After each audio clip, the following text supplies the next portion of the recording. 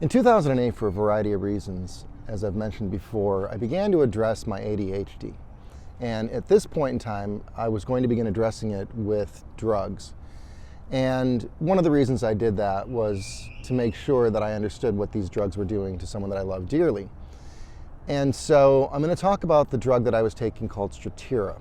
Now, as I've said before, I'm a pretty bright guy, and I have good comprehension, and I have, decent analytical skills. And so I was quite surprised when my doctor prescribed the drug, and I came to find out that in the packaging itself, it actually says that the drug makers really don't know how the drug works. They just know that the drug works. They know what it does physically, they just don't know why it works the way it does. Strattera comes with what's called a black box warning. And so if you want to know what a black box warning is, it means that there is a high risk for an individual to do something like commit suicide. So Strattera has a side effect that, in particular, some children, if I'm not mistaken, would enter a state and then attempt to take their life and succeed in certain cases. So I was taking this drug for a period of time, and there are side effects to the drugs. And so one of the side effects for men, and only for men, is a loss of the ability to get an erection and become aroused. And that struck me as quite odd, because that was exactly my experience. And it's not just my experience, this is the experience that men have when they're taking the drug. And so when you look at this kind of set of information that I was given, we're not sure exactly what it does. We're not exactly sure why people have events that cause them to harm people. And best of all, we have no idea what we're doing with these drugs. We're giving them to people because they seem to help with these conditions. And so what was unique is that suddenly I began having different experiences in terms of interactions with other people. Without the sexual drive that I lived with on a day-to-day basis, I found myself much more engaged in asking people questions like, hey, how are you? How are your kids? Where's your family? My engagement increased. And this is important to a bigger story, but it means that somewhere in the drug, it impacted my ability to be open in my communication with individuals, and it clearly had to do with my sexual drive. So we're going to kind of keep this as an opening preface because it's about understanding and becoming consciously competent of what happened in my arrest just a few months later. The drug did definitely help me to concentrate. And what Strattera does is it's an SSRI, a select serotonin reuptake inhibitor. I did a video on psilocybin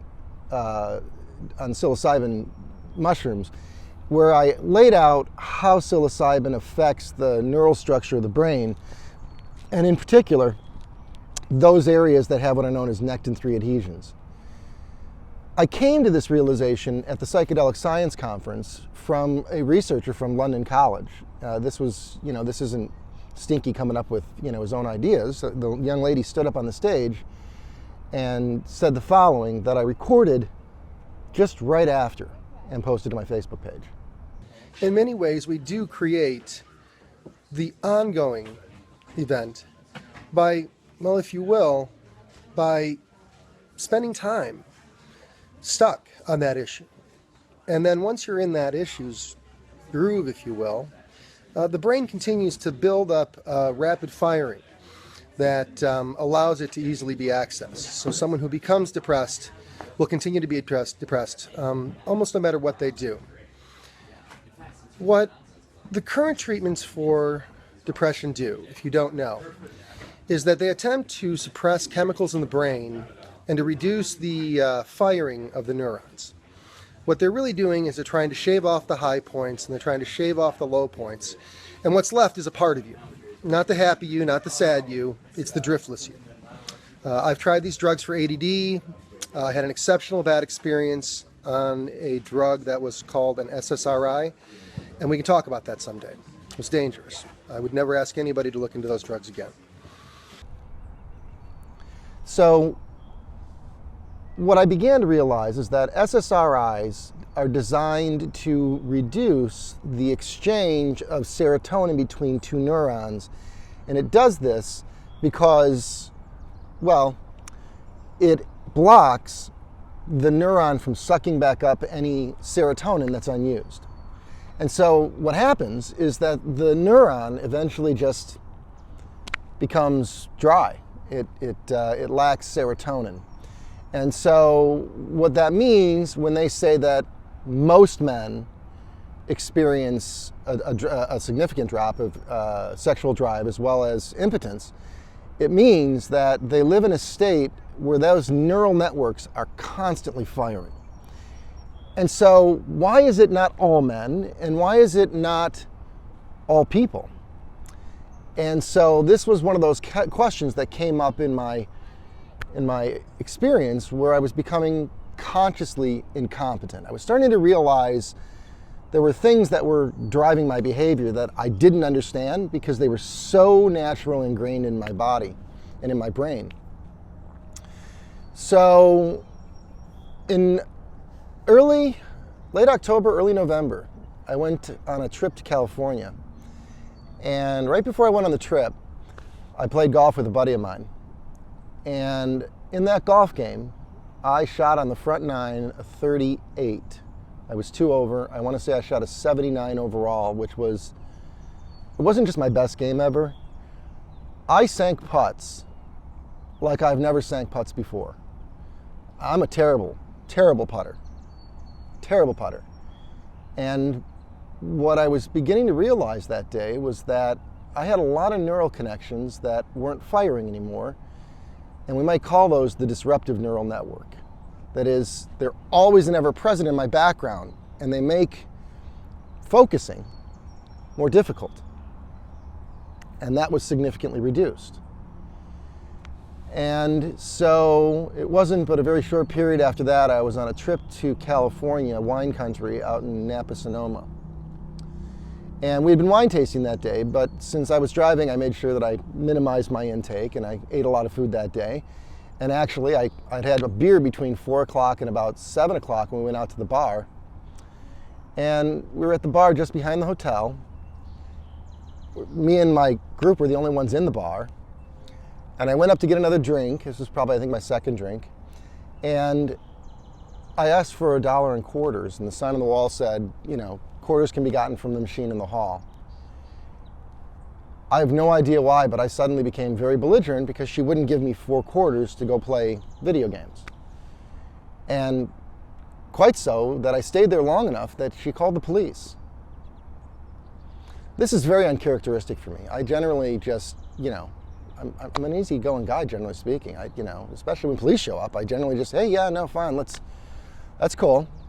So the officer put me in handcuffs, took me out to the car, and gave me a choice to go back to the hotel, or, you know, he could take me downtown. And I said, that's fine, I just want my money back for my drink. I don't know why this is happening. And I was quite insistent. And he said, fine. And he put me in the car, and he took me downtown. I felt completely right and justified in what I was doing and how I was acting. And then about 2 a.m. in the morning, I kind of suddenly had this, what the fuck just happened moment in the jail cell.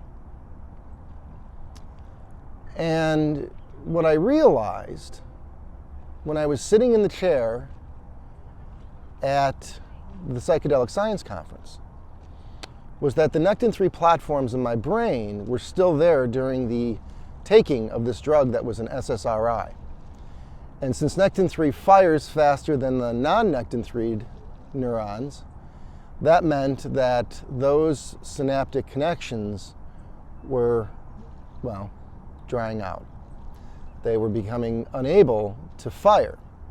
And part of that system that was beginning to not fire was my logic and reasoning and my behavior skills. Those dried out. And I had a manic event.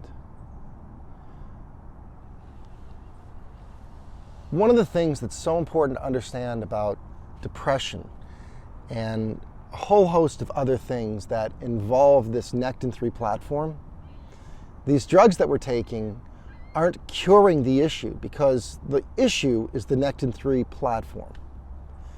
And psilocybin is our best shot at dissolving that Nectin-3 platform and providing the relief that this researcher from London College described in her presentation.